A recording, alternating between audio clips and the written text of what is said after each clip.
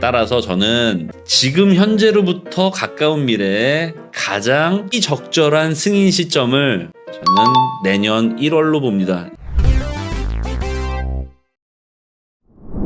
네, 안녕하십니까 형님들, 반갑습니다. 현물 ETF가 1월 달에 승인될 수밖에 없는 3가지 이유 빠밤 에 대해서 말씀을 드려보고자 합니다. 일단 첫 번째 이유는요, 이제 드디어 구글에서요 미국 가상자산 펀드에 대해서 광고를 허용했다고 합니다. 근데 허용할 방침이라고 하고요, 정확하게는 내년 1월 말부터 한대요. 여기에서 중요한 포인트가 뭡니까? 내년 1월 말부터 현물 ETF 광고를 허용하겠다라고 하는 걸 지금 돌려서 얘기하고 있는 거예요. 아마도 이 결정은 담당자들 간에, 그죠? 블랙록 담당자든 SEC 담당자든 구글의 담당자든 뭔가 그 이해관계가 걸쳐져 있는 그 이해관계인들이 모여서 결정을 한 내용이 아닌가 싶습니다.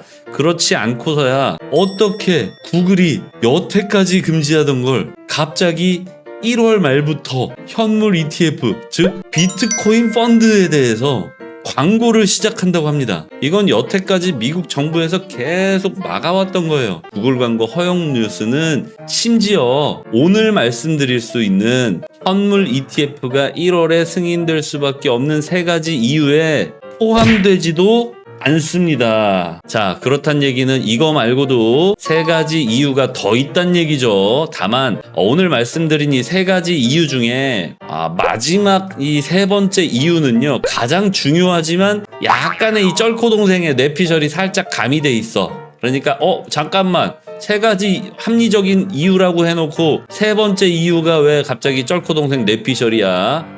이거는 의사결정에 별로 도움이 안 되는데, 이렇게 또 생각하실 수가 있잖아요. 그럴 줄 알고 준비한 게 바로 구글의 가상자산 펀드죠. 즉 ETF, 현물 ETF 광고 내용을 허용하기로 했다. 요거를 살짝 걸쳐놨으니까요. 약간 뻔뻔해졌어 이제. 현물 ETF 1월 승인이 확실한 이유를 이제 본격적으로 말씀을 드려보고자 합니다. 첫 번째로는요, 블룸버그의 견해입니다. 블룸버그 통신은 아시다시피 미국의 미디어를 주름잡고 있는 하나의 채널 그룹이다, 이렇게 설명을 할 수가 있는데요. 이 블룸버그가 대체 뭘 믿고 10월, 11월 내내 계속 블룸버그 통신을 채널을 틀기만 하면은 현물 ETF에 관해서 지속적으로 언급을 했습니다. 확신이 없다면 블룸버그에서는 사실상 이럴 수도 있고 저럴 수도 있다, 이렇게 좀 모호한 표현을 쓰기 마련인데, 블룸버그 같이 이런 그 경제에 대해서 해박한 이 채널에서 거의 확실시하고 있는, 한마디로 1월 승인이 확실합니다 라고 얘기하는 이유는 무언가 커넥션이 있다, 이렇게 생각을 합니다. 그리고 두 번째, 이 커넥션이라고 하는 건 뇌피셜이니까 두 번째 이유로는요, 블룸버그에서 굳이 가까운 미래에 틀릴 수도 있는 정보를 미리 주면서 신뢰를 버릴 필요가 없습니다. 블룸버그는 잃을 게 없잖아요. 얻을 것도 없습니다. 왜 블룸버그에서 1월이라는 시기를 특정해서 우리에게 지속적으로 알리고 있는 걸까요? 저는 블룸버그에서 사전에 얻은 확실한 정보가 있다라고 생각을 합니다.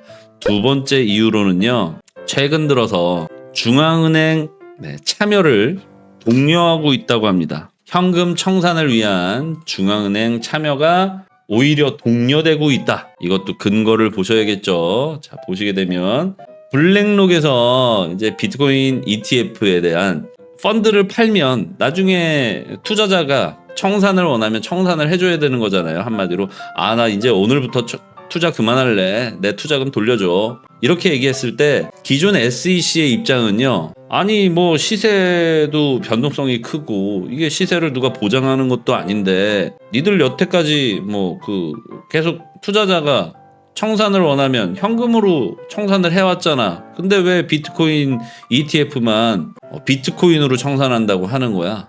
이렇게 해서 발목을 계속 잡아왔습니다. 그런데 블랙록에서 한 발 굽혔어요. 무슨 얘기냐? 그렇다면 중앙은행권을 참여시켜서 투자자들의 투자금을 우리가 현금으로 청산해주겠다. 이렇게 얘기를 했습니다. 그러니까 SEC에서는 더 이상 발목 잡을 이유가 없어진 거예요. 한마디로 지금의 신청권을 반려할 이유가 없어졌다는 얘기입니다. 승인이라고 하는 절차는요, 요건을 갖추면 승인이 시작되는 거예요. 근데 요건을 기존에는 충족하지 못했기 때문에 이러저러한 이유로 차일피일 미뤄왔다면 이제 더 이상 미룰 근거가 없어진 겁니다. 그리고 미국 입장에서 지금 금리를 안 내리는 이유가 뭘까요? 바로 유동성이 흡수잖아. 유동성을 흡수시켜서 인플레이션을 잡고자 함인데, 전통은행에서 참여를 하게 된다면 시중의 유동성을 전통은행으로 일단 흡수시킨 뒤에 블랙록으로 이렇게 순환이 되게 됩니다. 따라서 전통은행에 항상 지급준비금이 마련이 되어 있어야 하고, 이 전통은행, 중앙은행이라고 하는 이 중앙은행에서는 일부의 유동성을 계속 지급준비금으로 갖고 있게 될 겁니다. 한마디로 중앙은행이 참여하게 된 그 근거가 바로 현금 청산을 위함인데, 현금이 우리 은행에 계속 지급준비금으로 준비돼 있어. 그러면 누가 좋은가요? 중앙은행도 좋겠죠? 중앙은행에 일정 수준 이상의 현금이 계속 보유되고 있어. 그러면 또 누가 좋습니까? 정부에서도 좋겠죠? SEC에서도 좋겠죠? 왜?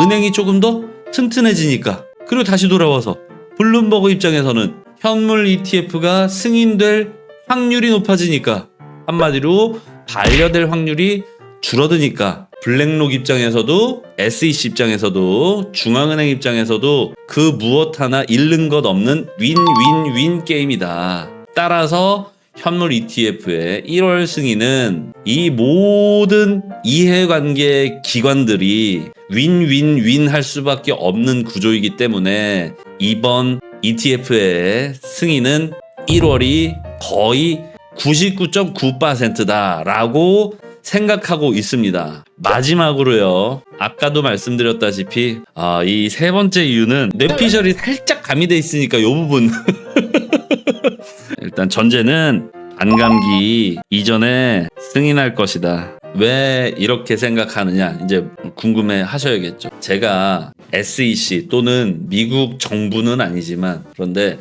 제가 국가를 운영하는 사람 입장에서 이번 현물 ETF를 한번 골똘히 생각을 해봤어요.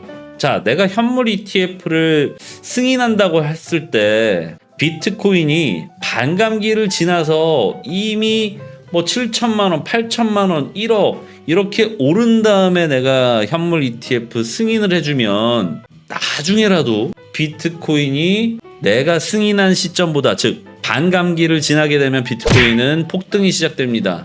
한마디로 폭등이 이미 시작되고 나서 내가 승인을 해준다면 승인 시기가 예를 들어서 1억이라고 치겠습니다. 내가 1억에 승인을 해줬는데 나중에 비트코인의 변동성으로 인해서 2026년쯤 혹은 2027년쯤 내가 승인한 시기보다 더 낮은 시세를 기록하게 된다면 공무원들 뭘 제일 싫어합니까? 책임을 지는 겁니다.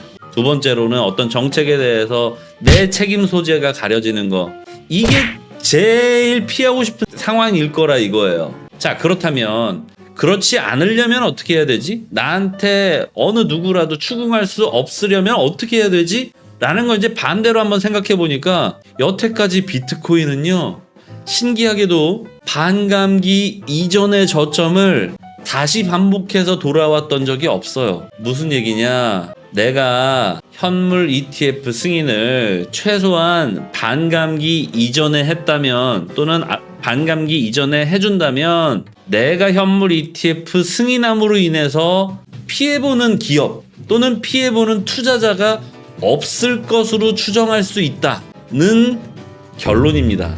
따라서 저는 지금 현재로부터 가까운 미래에 가장 적절한 승인 시점을 저는 내년 1월로 봅니다.